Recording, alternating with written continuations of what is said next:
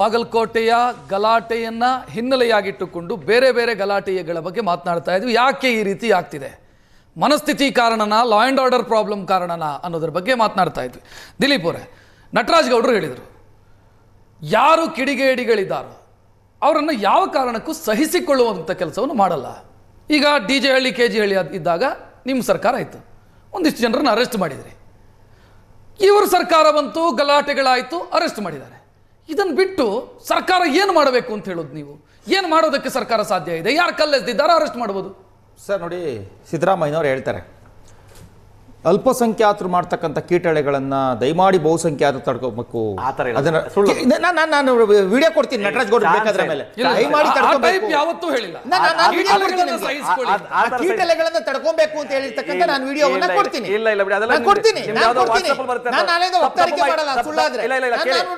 ನಿಮ್ಗೆ ಮಿಸ್ಲೀಡ್ ಆಗಿರ್ಬೋದು ಅಥವಾ ಎಐ ವಿಡಿಯೋ ಇರ್ಬೋದು, ನೀವು ಚೆಕ್ ಮಾಡ್ಕೊಳ್ಳಿ. ಯಾರಾದ್ರೂ ಮುಖ್ಯಮಂತ್ರಿ, ಯಾವ್ದಾದ್ರು ಮುಖ್ಯಮಂತ್ರಿ ಅಥವಾ ಹೇಳಿ ಸಾಧ್ಯನೇ ಇಲ್ಲ.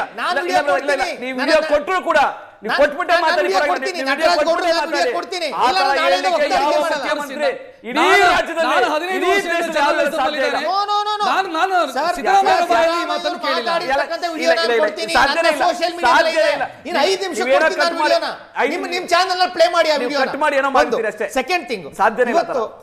ಇವತ್ತು ನಡೀತಾ ಇರ್ತಕ್ಕಂಥದ್ದು ಸರ್, ಇವತ್ತು ಇವ್ರು ಹೇಳ್ತಾರಲ್ವಾ, ಯಾರು ರ್ಯಾಡಿಕಲೇಷನ್ ಮಾಡಿದ್ರು ಅಥವಾ ಯಾರು ಅವ್ರಿಗೆ ಪ್ರಚೋದನೆ ಮಾಡಿದ್ರು ಅಂತ ಹೇಳಿ. ಸರ್, ಈಗ ಮಸೀದಿ ಮುಂದಗಡೆ ಹೋಗ್ತಾ ಇರ್ತಕ್ಕಂಥ ಒಂದು ಮೆರವಣಿಗೆ, ಶಿವಾಜಿ ಮಹಾರಾಜರದಾಗಿರ್ಬೋದು ಅಥವಾ ಗಣಪತಿದಾಗಿರ್ಬೋದು, ಒಂದು ಮೆರವಣಿಗೆ ಹೋಗ್ತಾ ಇದೆ. ಮೆರವಣಿಗೆ ಹೋಗ್ತಾ ಇದೆ ಅಂತಂದ್ರೆ ಮಸೀದಿ ಒಳಗಡೆ 100 ಜನ ಕಾಯ್ಕೊಂಡು ಯಾಕೆ ಕೂತ್ಕೊಂಡಿರ್ತಾರೆ? ಕಲ್ ಮಡಿಕೊಂಡು, ಚಪ್ಪಲಿ ಮಡಿಕೊಂಡು ಯಾಕೆ ಕೂತ್ಕೊಂಡಿರ್ತಾರೆ? ಕಲ್ಲು ಎಸಿಲಿಕ್ಕೆ ತಾನೆ. ಒಂದು ಅಂದ್ರೆ 100 ಜನ ಇದ್ದಾರೆ, ಕಲ್ ಮಡಿ ಕೂತ್ಕೊಂಡಿದ್ದಾರೆ ಅಂತಂದ್ರೆ ನಿಮಿಷ ಸರ್, ಅಲ್ಲಿ ಪ್ರಾರ್ಥನೆ ನಡೆಯುತ್ತೆ, ತರಾಬಿ ನಮಾಜ್ ನಡೆಯುತ್ತೆ. ಆ ನಮಾಜ್ ಮಾಡಕ್ಕೆ ಜನ ಮಸೀದಿನಲ್ಲಿ ಇರೋದು, ಮಸೀದಿ ಒಳಗಡೆ ಬೇರೆ ಟೈಮ್ ನಲ್ಲಿ ಆ ಟೈಮ್ ನಲ್ಲಿ ಇರಲ್ಲ. ಸ್ವತಃ ಎಸ್ಪಿ ಅವರು ಕೆಳಗಡೆ ಇತ್ತು, ಯಾವ್ದೋ ಹುಚ್ಚ, ನಿಮ್ಮಂತ ಹುಚ್ಚ ಯಾವ್ದೋ ಹೊಡ್ತಾ ಬಿಡ್ರಿ ಕಲ್ಲು, ಅವ್ರಿಗೆ ಶಿಕ್ಷೆ ಆಗತ್ತೆ. ಅವ್ರಿಗೆ ಇವ್ರಿಗೆ ಸಂವಿಧಾನದ ಭಯ ಇಲ್ಲ, ಪೊಲೀಸ್ನವ್ರ ಭಯ ಇಲ್ಲ. ಪೊಲೀಸ್ನವ್ರು ಹೊಡಿತಾರೆ, SP ಕಲ್ಲು ಹೊಡಿತಾರೆ, SP ರಕ್ತ ಸುರಿಯುತ್ತೆ, ಪೊಲೀಸ್ ಜೀಪಿಗೆ ಬೆಂಕಿ ಇಕ್ತಾರೆ. ಡಾಕ್ಟರ್ ಬಾಬಾ ಸಾಹೇಬ್ ಅಂಬೇಡ್ಕರ್ ಕೊಟ್ಟಿರ್ತಕ್ಕಂಥ ಸಂವಿಧಾನದಲ್ಲಿ ನಿಮಗೆ ಪೊಲೀಸ್ ಭಯ ಇಲ್ಲ, ಸಂವಿಧಾನದ ಭಯ ಇಲ್ಲ. ಎಲ್ಲಿದ್ದೀರಿ ನೀವು? ದೇಶ ಮೇ ರಹನಾ ಹೋಗಾ ತೋ ರಾಮ್ ರಾಮ್ ಈ ದೇಶವನ್ನ ಏನ್ ಮಾಡಬೇಕು ಅಂತ ಹೊರಟಿದ್ದೀರಿ? ಒಂದ್ ನಿಮಿಷ ದಿಲೀಪ್ ಅವರೇ, ನೀವು ಹೇಳಿದ್ರಿ ಸಂವಿಧಾನದ ಮೇಲೆ ಭಯ ಇಲ್ಲ, ಗೌರವ ಇಲ್ಲ. ಹೌದು, ಓಕೆ, ಕಲ್ಲೆಸ್ದವ್ರಿಗೆ ಇಲ್ಲ, ನಾನು ಅದನ್ನ ಒಪ್ತೀನಿ. ನಿಷೇಧಾಜ್ಞೆ ಜಾರಿಯಲ್ಲಿತ್ತು, ನೀವು ಮೆರವಣಿಗೆ ಮಾಡಿ ಪ್ರೊಟೆಸ್ಟ್ ಮಾಡೋದು, ನಿಮ್ಗೆ ಯಾವ ಸಂವಿಧಾನದ ಮೇಲೆ ಗೌರವ ಇದೆ? ನಿಷೇಧಾಜ್ಞೆ ಜಾರಿಯಲ್ಲಿದ್ದಾಗ 4 ಜನರಿಗಿಂತ ಜಾಸ್ತಿ ಸೇರಬಾರದು, ನೀವು ಮೆರವಣಿಗೆ ಮಾಡ್ತೀರಿ. ನೀವು ಬಯಸ್ತಾ ಇರೋದೇನು? ಜಾಸ್ತಿ ಆಗ್ಲಿ ಅಂತ, ಗಲಾಟೆ ಜಾಸ್ತಿ ಆಗ್ಲಿ ಅಂತ ಬಯಸ್ತಾ ಇರೋದು. ಕಲ್ಲು ಹೊಡಿತಾ ಇದ್ದಾರೆ, ಆ ಕಡೆಯಿಂದ ಹೂಗುಚ್ಚೆ ಎಸಿರಿ ಅಂತ ನೀವು ಹೇಳ್ತಿದ್ದೀರಿ.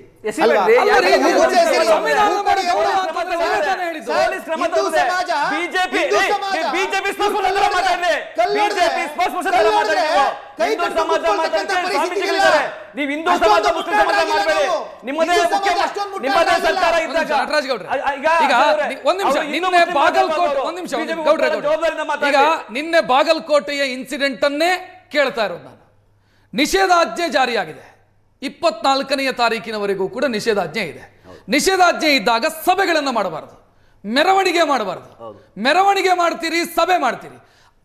ಕಲ್ಲೆಸ್ದವರಿಗೆ ಕಾನೂನಿನ ಮೇಲೆ ಗೌರವ ಇಲ್ಲ ಅಂತಂದ್ರೆ ನಿಮಗೆ ಕಾನೂನಿನ ಮೇಲೆ ಗೌರವ ಇಲ್ಲ, ನಿಮಗೆ ಯಾವ ಗೌರವ ಇದೆ? ಆಯ್ತು, ನಿಷೇಧಾಜ್ಞೆ ಜಾರಿ ಇತ್ತು, ಪ್ರತಿಭಟನೆ ಮಾಡಿದ್ರು ನಮ್ಮವರು, ಏನ್ ಮಾಡೋದಕ್ಕೆ ಬರುತ್ತೆ? ತಪ್ಪೆ.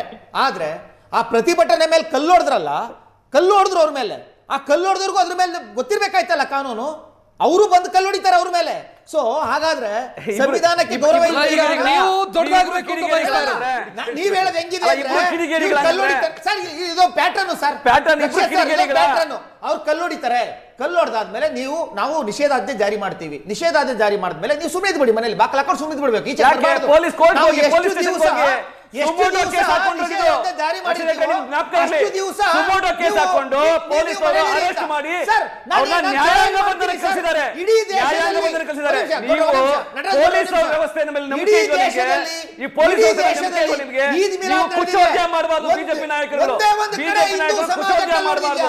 ಒಂದೇ ಒಂದು ಎಕ್ಸಾಂಪಲ್, ಹಿಂದೂ ಸಮಾಜ ಈದ್ ಮಿಲಾದ್ ನಡೆದಿದ್ಯಾ?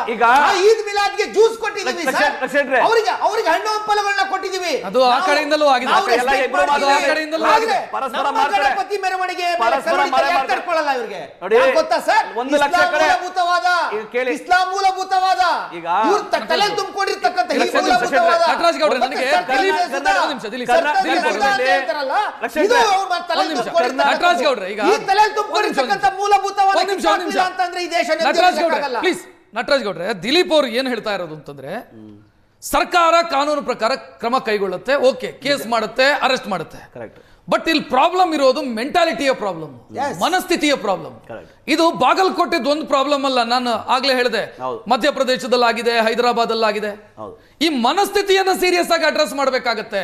ಅಪೀಸ್ಮೆಂಟ್ ನ ಪ್ರಾಬ್ಲಮ್ ಇದು, ಓಲೈಕೆಯ ಪ್ರಾಬ್ಲಮ್ ಇದು. ಒಂದೇನ್ ಗೊತ್ತಾ, ಯಾರನ್ನು ಓಲೈಕೆ ಮಾಡಕ್ ಸಾಧ್ಯ ಆಗಲ್ಲ, ಅದರಿಂದ ಓಲೈಕೆ ಅಂತ ಪದಗಳೇ ಅದಕ್ಕೆ ಅಸಂಬದ್ಧ. ಆದ್ರೆ ಒಂದು ಸ್ಪಷ್ಟ ಏನಂದ್ರೆ, ನಾವು ಒಂದು ಯಾರೋ ಕಿಡಿಗೇಡಿಗಳು ಕೆಲಸ ಮಾಡಿದ್ರೆ, ಈಗ ಲಾಸ್ಟ್ ಸರ್ಕಾರ ಇದ್ದಾಗ ಅರಗ ಜ್ಞಾನೇಂದ್ರನ್ ಕಾರನ್ನ ಪಲ್ಟಿ ಮಾಡ್ಸಕ್ಕೆ ಕೆಲವು ಹುಡುಗರು ತುಂಬಿದ್ರು, ಅವ್ರ ಮನೆಗೆ ನುಗ್ಗಿದ್ರು. ನಮ್ಗೆ ಗೊತ್ತಿದೆ, ನಳಿನ್ ಕುಮಾರ್ ಕಾಡಲ್ನ ಆಮೇಲೆ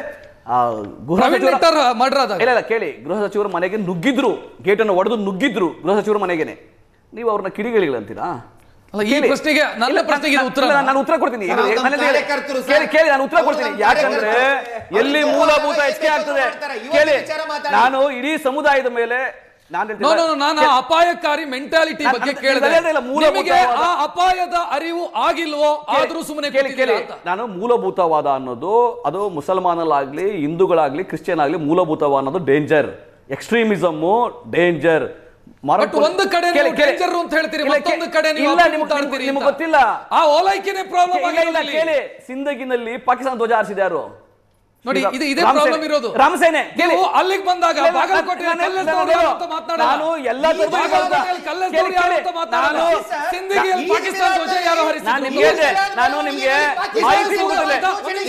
ವಿಧಾನಸೌಧದಲ್ಲಿ ಪಾಕಿಸ್ತಾನಕ್ಕೆ ಜಿಂದಾಬಾದ್ ಹಾಕಿದ್ಯಾರು ಸರ್? ಯಾರು ಸರ್ ಪಾಕಿಸ್ತಾನಕ್ಕೆ ಜಿಂದಾಬಾದ್ ಹಾಕಿ? ಈ ಮನಸ್ಥಿತಿ ಬಗ್ಗೆ ಮಾತಾಡಲ್ಲ ನೀವು, ಇದೇ ಪ್ರಾಬ್ಲಮ್ ಇರೋದು. ಎಲ್ಲ ಪರಿಸ್ಥಿತಿ ಬಗ್ಗೆ ನಾನು ಹೇಳ್ತಾ ಇದ್ದೀನಿ.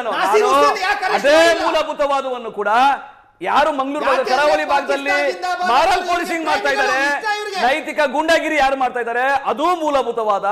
ಯಾರು ಮಸೀದಿ ನಿಂತ್ಕೊಂಡು ಕಲ್ಲು ಹೊಡಿತಾರೆ, ಅದೂ ಮೂಲಭೂತವಾದ. ಬಟ್ ಇದು ಕೃತಿಯಲ್ಲಿ ಕಾಣಲ್ಲ, ಮಾತಲ್ಲಿ ಮಾತ್ರ ಕಾಣುತ್ತೆ.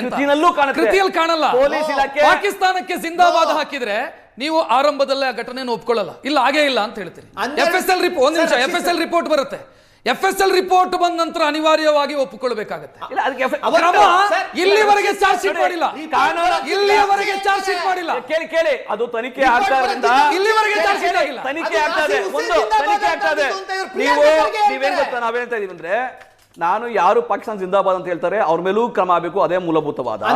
ಯಾರು ಧ್ವಜವನ್ನ ಪಾಕಿಸ್ತಾನ ಧ್ವಜವನ್ನ ಆರಿಸ ಶ್ರೀರಾಮ ಸೇನೆನೂ ಮೂಲಭೂತವಾದಿಗಳೇ. ನೈತಿಕ ಗುಂಡಾಗಿರಿ ಮಾಡ್ತಕ್ಕಂಥ ಕರಾವಳಿ ಭಾಗದ ಹಿಂದೂ ಸಮಾಜ ಅಂತ ಹೇಳ್ಕೊಂಡು ಬಜರಂಗ್ ದಳ, VHP ಅಂತ ಹೇಳ್ಕೊಂಡು ಮಾಡ್ತಾರಲ್ಲ ಅವರು ಮೂಲಭೂತವಾದಿಗಳೇ. ಯಾರು ಮಸೀದಿಯಲ್ಲಿ ನಿಂತ್ಕೊಂಡು ಕಲ್ಲು ಹೊಡಿತಾರಲ್ಲ ಅವರು ಮೂಲಭೂತವಾದಿಗಳೇ. ಇಂತಹ ಎಕ್ಸ್ಟ್ರೀಮಿಸಮ್ ಅನ್ನ ಯಾವುದೇ ಕಾರಣಕ್ಕೆ ಕಾನೂನು ಮಾತಲ್ಲಿ ಇರಬಾರ್ದು ನಟರಾಜ್ ಗೌಡ್ರೆ, ಕೆಲಸದಲ್ಲಿ ಇರಬೇಕು. ನಟರಾಜ್ ಗೌಡ್ರೆ, ಕೆಲಸದಲ್ಲಿ ಏನ್ ಮಾಡ್ತೀರಿ? ನಾವು ಒಂದು ಕಡೆ ಓಲೈಕೆ ಮಾಡಿ ಮತ್ತೊಂದು ಕಡೆಯಲ್ಲಿ ಮೂಲಭೂತ, ಎರಡೂ ಕಡೆಯ ಎಕ್ಸ್ಟ್ರೀಮಿಸಂ ತಪ್ಪು. ಎರಡೂ ಕಡೆಯ ಎಕ್ಸ್ಟ್ರೀಮಿಸಂ ತಪ್ಪು ಅಂತ ಹೇಳೋದು, ಒಂದು ಕಡೆಯ ಬಗ್ಗೆ ಸುಮ್ಮನೆ ಕೂರೋದು. ಬಾಗಲಕೋಟೆಯಲ್ಲಾದಾಗ ಅದರ ಬಗ್ಗೆ ಮಾತಾಡೋದೇ ಇಲ್ಲ. ಪಾಕಿಸ್ತಾನ ಧ್ವಜ ಹಾರಿಸಿದ್ಯಾರು ಅದನ್ನು ಒಂದು ಒಳಗೆ ಹಾಕಿದ್ದಾರೆ. ಈಗ ಮಂಡ್ಯ ವಿಷಯ ಇಲ್ಲ, ನಿಮ್ಗೆ ಕೆರೆಗೋಡ್ ವಿಷಯ ಆಗ್ಬೋದು, ಮಂಡ್ಯ ವಿಷಯ ಆಗಬಹುದು, ಕಲ್ಲೊಡೆದವನು ಕಿಡಿಗೇಡಿ ನಾನು ನಿಮಗೆ ಹೇಳಿದೆ. ಇದರ ಬಗ್ಗೆ ಓಲೈಕೆಯ ಬಗ್ಗೆ ನಾವು ಕುಲಕರ್ಣಿಯವರ ರಿಯಾಕ್ಷನ್ ಪಡ್ಕೋಬೇಕು. ಒಂದು ನಿಮಿಷ ದಿಲೀಪ್ ಅವರೇ, ಒಂದು ನಿಮಿಷ ಬರ್ತೀನಿ, ಅವಕಾಶ ಸಿಗುತ್ತೆ. ಕುಲಕರ್ಣಿ ಅವರೇ, ನಟರಾಜ್ ಗೌಡ್ರು ಹೇಳ್ತಾರೆ ಎರಡೂ ಕಡೆಯ ಎಕ್ಸ್ಟ್ರೀಮಿಸಮ್ಮು ಅಪಾಯಕಾರಿ. ವಾದಕ್ಕಾಗಿ ನೀವು ಅದನ್ನ ಒಪ್ಪಿಕೊಂಡ್ರು ಕೂಡ ನೀವು ಹೇಳ್ತೀರಿ ಓಲೈಕೆ ಆಗ್ತಿಲ್ಲ ರೀ. ನಾವು ಎರಡು ಕಡೆಯ ಎಕ್ಸ್ಟ್ರೀಮಿಸಮ್ ಅನ್ನು ವಿರೋಧಿಸ್ತೀವಿ, ಸರ್ಕಾರ ಎರಡು ಕಡೆಯ ಮತೀಯವಾದವನ್ನು ವಿರೋಧಿಸ್ತೀವಿ ನಾವು ಅಂತ. ಈಗ ಇದಕ್ಕೊಂದು ಬೆಸ್ಟ್ ಎಕ್ಸಾಂಪಲ್ ಅಂದ್ರೆ, ಇವ್ರು ಆಗಲೇ ಕೇಸ್ಗಳ ಬಗ್ಗೆ ಹೇಳ್ತಾ ಇದ್ರಲ್ಲ, 60 ಕೇಸ್ಗಳನ್ನ ಹೈಕೋರ್ಟಿಗೆ ತಗೊಂಡೋಗಿದ್ರು. ಅದರಲ್ಲಿ 43 ಕೇಸ್ಗಳನ್ನ ವಾಪಸ್ಸು ಹೈಕೋರ್ಟ್ ಅವ್ರ ಮುಖಕ್ಕೆ ಹೆಸರು ತರಿಸಿದೆ. ಇದು ಯಾಕೆ 43 ಕೇಸ್ಗಳು ಇದೇ ಅಪೀಸ್ಮೆಂಟ್ ಇದ್ದುದನ್ನ ಕೋರ್ಟ್ ಅಬ್ಸರ್ವ್ ಮಾಡಿದೆ, ಹೀಗಾಗಿ ವಾಪಸ್ ಕಳಿಸ್ಕೊಟ್ಟಿದೆ. 60 ಕೇಸ್ಗಳನ್ನು ಒಯ್ದಿದ್ರು ಇವರು. ಎಲ್ಲದರಲ್ಲೂ ಇವತ್ತು 43 ಕೇಸ್ಗಳನ್ನ ವಾಪಸ್ ಕಳಿಸಿದೆ ಅಂತಂದ್ರೆ ಇದು ಅಪೀಸ್ಮೆಂಟ್ ಅನ್ನೋದು ಮತ್ತೇನ್ರಿ ಇದು? ಯಾರು ಏನ್ ಅಪೀಸ್ಮೆಂಟ್ ಏನ್ರಿ ಗೊತ್ತು? ಕಾನೂನು ಕೆಲಸ ನಿಮ್ಗೆ ಏನ್ ಗೊತ್ತು? ಅಲ್ಲ ನಿಮ್ಗೆ ಅವ್ರನ್ನ ಪ್ರಚೋದನೆ ಮಾಡ್ಕೊಂಡು ಓಡಾಡ್ಕೊಂಡಿರೋದಷ್ಟೇ ಗೊತ್ತು ನಿಮ್ಗೆ. ಕಾನೂನು ಏನ್ ಗೊತ್ತು ನಿಮ್ಗೆ? ಕಾನೂನು ಕ್ರಮ ಮಾಡುತ್ತೆ, ಕಾನೂನು ತನ್ನ ಪ್ರಕ್ರಿಯೆ ಮಾಡುತ್ತೆ. ನೀವ್ಯಾರು ಅದ್ರ ಮೇಲೆ ಇದೇ ಕೇಳಿ, ಯಾರಿಗೆ ಆಗ್ಲಿ ಇದೇ ಬಿಎಚ್ಪಿ ಮತ್ತೆ ಬಜರಂಗ ದಳ ಈ ಕಿಡಿಗೇಡಿ ಕೆಲಸ ಮಾಡಿಕೊಂಡು ಅವ್ರಿಗೆ ಬೆಂಬಲ ಕೊಟ್ಕೊಂಡು ಅವ್ರು ಸಾಕ್ತಾ ಇದ್ರಿ. ನೀವು ಅವ್ರನ್ನ ಕಂಡೆಮ್ ಮಾಡುವಂತ ಕೆಲಸ ನೀವು ಮಾಡಿಲ್ಲ. ನೀವು ರಾಜ್ಯದಲ್ಲಿ ಶಾಪ ಆಗಿದೆ ನಿಮ್ಮ ಕೆಲಸ, ನಿಮ್ಮ ಕೃತಿ ಬಲಪಂಥೀಯವಾದ ಕರ್ನಾಟಕ ಶಾಪ ಆಗಿದೆ. ಈ ಸರ್ವಾಂಗ ಜನಾಂಗದ ಶಾಂತಿ ದೊಡ್ಡನ್ನ ಹಾಳು ಮಾಡಿದವ್ರೆ ಈ ಬಲಪಂಥೀಯವಾದಿಗಳು. ವಿಎಚ್ಪಿ ಬಜರಂಗ ದಳ ರಾಮ ಸೇನೆ ನೀವು ಎಲ್ಲ ಕಡೆ ಕಲ್ಲೊಡಿರಿ, ಎಲ್ಲ ಕಲ್ಲೊಡಿರಿ, ಪಾಕಿಸ್ತಾನ ಧ್ವಜ ಹಾರಿಸಿ ಮುಸಲ್ಮಾನರ ಹೊಡಿರಿ, ಎದುರಿಸಿ ಕೆಲಸ ಮಾಡ್ಕೊಂಡು ಹೋಗ್ತೀರಿ ನೀವು.